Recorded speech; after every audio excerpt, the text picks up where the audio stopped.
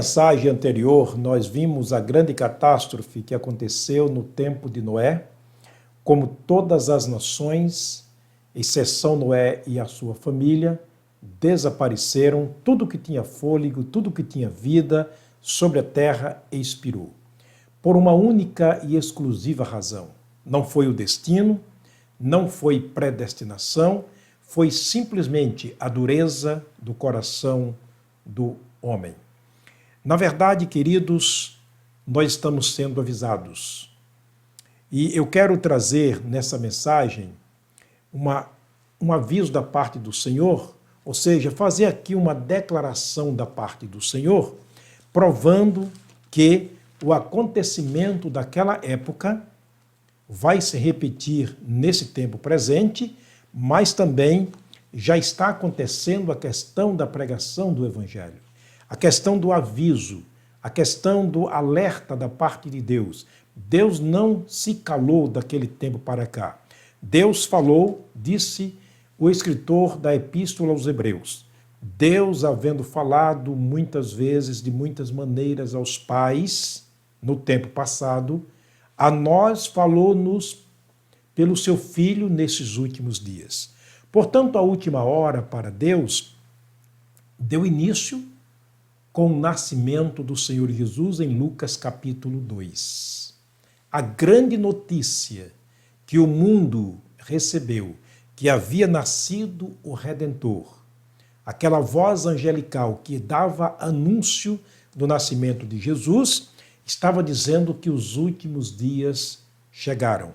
É, por assim dizer, como que a última tentativa, a última carta do baralho está se arriscando no jogo. Jesus foi a última, acredite nisso, Jesus foi a última tentativa que Deus fez em todas as dispensações para avisar e salvar os homens, o ser humano dos seus pecados. Salvar o ser humano do inferno, na verdade, da morte eterna, condenação eterna no inferno. Portanto, ele diz que nos últimos dias ele falou através de seus filhos, do seu Filho Jesus Cristo. O seu Filho pregou durante aproximadamente 3 anos e meio, foi morto, ele foi sepultado. A Bíblia diz que ele ressuscitou, Marcos capítulo 16, e ele foi levado para os céus, está sentado à destra de Deus, onde está intercedendo por nós. Deus continua falando pelo seu Filho. O seu Filho continua intercedendo, torcendo para que você ouça a palavra do Pai, creia no Pai através dele e receba a vida eterna. Portanto, Deus não se calou. Sobre tudo isto, ele continua falando através dos apóstolos. Os apóstolos pregaram durante anos, depois da ida de Jesus para a glória. Aqueles que receberam a autorização de Deus como representantes legais do reino de Deus, já aprendemos aqui em mensagens anteriores que Pedro foi um deles, que recebeu a chave do reino dos céus e em Jerusalém ele prega no capítulo 2 de Atos, está registrado a história, e naquele dia quase 3.000 almas se salvaram. Depois mais 5.000 almas e assim por diante. Há quem diga que em Jerusalém a igreja chegou ao número de 50.000 pessoas salvas. Portanto, Deus não se calou. Os apóstolos passaram. Foi o tempo dos apóstolos. Agora chegou o tempo da igreja do Senhor Jesus dar continuidade à proclamação do Evangelho. Chegamos em 2 Coríntios capítulo 5, versículo 18, a Bíblia diz, tudo isso provém de Deus que estava em Cristo Jesus, reconciliando o mundo consigo mesmo. E pôs em nós a palavra da reconciliação. De maneira que quando falamos é como se Deus estivesse falando por nós. Portanto, pedimos em nome de Jesus, reconciliem-se com Deus. Este é o apelo da Bíblia Sagrada, este é o meu apelo, é o apelo de Deus ao seu coração. Isto é, Deus continua falando conosco como nos dias de Noé. Deus continua falando conosco como nos dias dos profetas. Deus continua falando conosco como nos dias de seu Filho. Deus continua falando conosco como nos dias dos profetas. Ele continua falando conosco ainda agora. O apelo dele para o nosso coração está em Mateus capítulo 11, versículo 29. Ele diz: vinde a mim, todos vós que estáis cansados e oprimidos, e eu vos aliviarei. Tomai sobre vós o meu jugo e aprendei de mim, que sou manso e humilde de coração, e achareis descanso para as vossas almas. O apóstolo Paulo, lá em Filipos, foi muito claro quando o carcereiro lhe perguntava, no capítulo 16, verso 31 de Atos, o que devo fazer para me salvar? Ele disse: crê no Senhor Jesus e serás salvo tu e a tua casa. Pedro foi muito claro no capítulo 2, verso 39 de Atos, porque a promessa diz respeito a vocês, aos vossos filhos e a tantos quanto Deus vos chamar. A promessa diz respeito a todos. Portanto, é importante que abramos os nossos olhos e que demos ouvidos à atenção, como Noé, a palavra, o aviso de Deus, e entremos para a arca da segurança. O único aviso que Deus vai dar a nós, Ele já está dando. O único, acredite.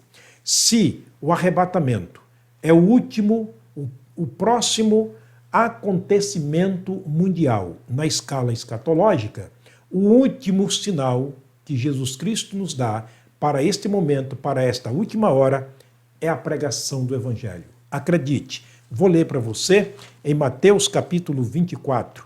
Mateus capítulo 24, veja o que disse Jesus no versículo 14.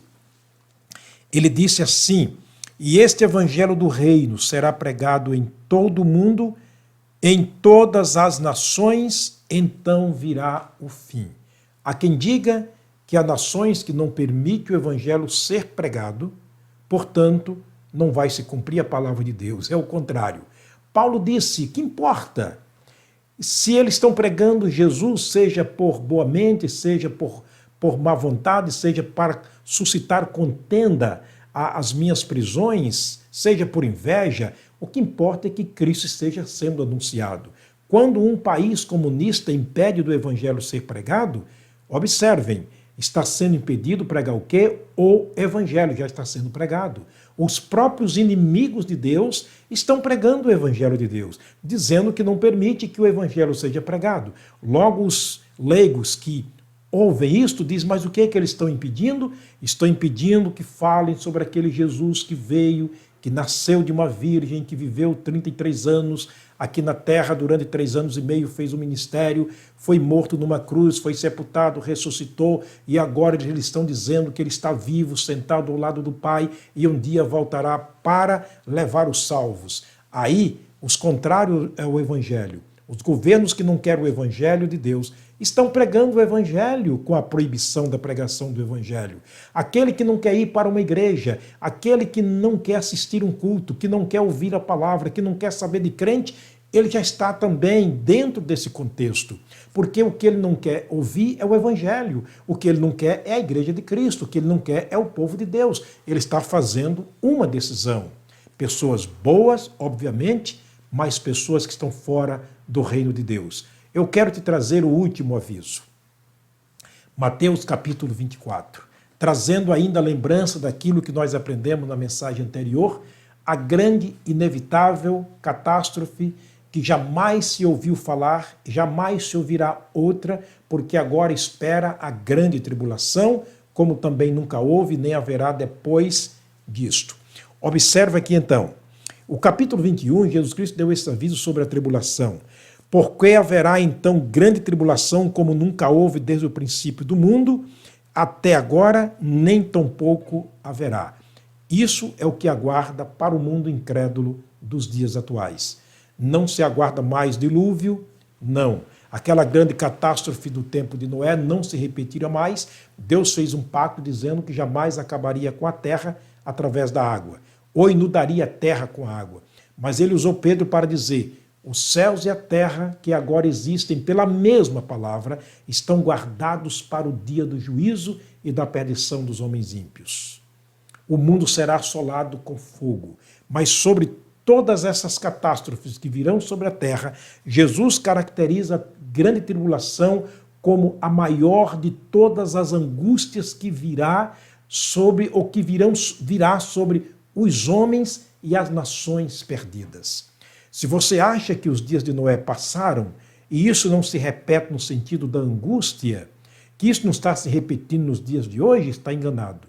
Porque o próprio Jesus Cristo disse que vai acontecer hoje exatamente como aconteceu nos dias de Noé. Escute o que diz a palavra de Deus. Mateus capítulo 24, verso 36 em diante. Verso 35 ele diz: o céu e a terra passarão, mas as minhas palavras não hão de passar. Mas daquele dia e hora, porém ninguém sabe, nem os anjos dos céus, mas unicamente meu Pai. Verso 37.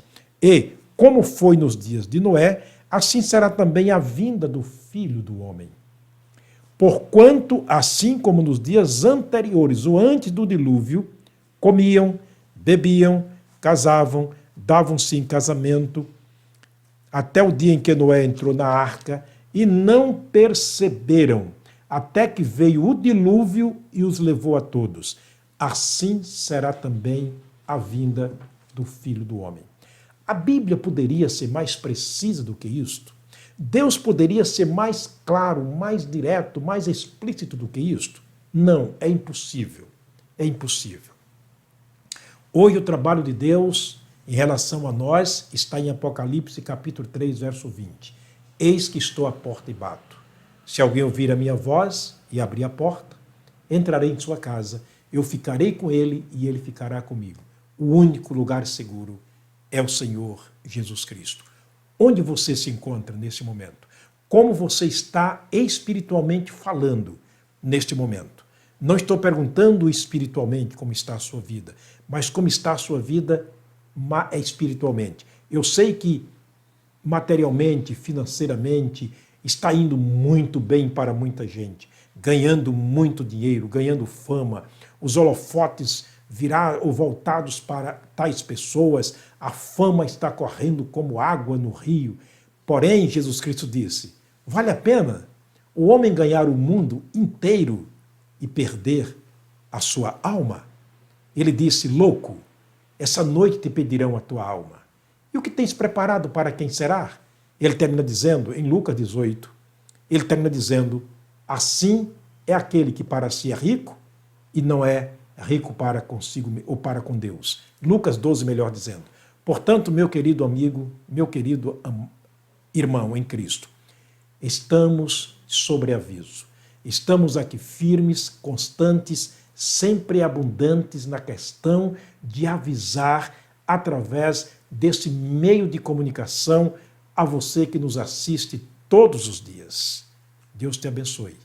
Espero que você tenha sido avisado, que você venha se dar por avisado e que venha entrar para o lugar seguro, que é o Senhor Jesus, o porto seguro, a arca da segurança para nós e para a nossa família. Vamos terminar mais uma vez falando com o Pai. Pai querido, Pai de amor, muito obrigado, Deus, pelo meio de salvação que Tu deste a nós na pessoa do Teu amado Filho Jesus, e através da Tua palavra o Senhor falou ao nosso coração, ouvimos, cremos e hoje somos salvos. Mas reconhecemos, Deus, que há tantas pessoas que estão fora do barco, da arca da salvação. Estão fora do porto seguro, do lugar tranquilo, Pai. Ó Deus, fala ao coração de tais pessoas, de suas famílias, para uma reconciliação com o Senhor por meio de Jesus, através da pregação da Tua palavra.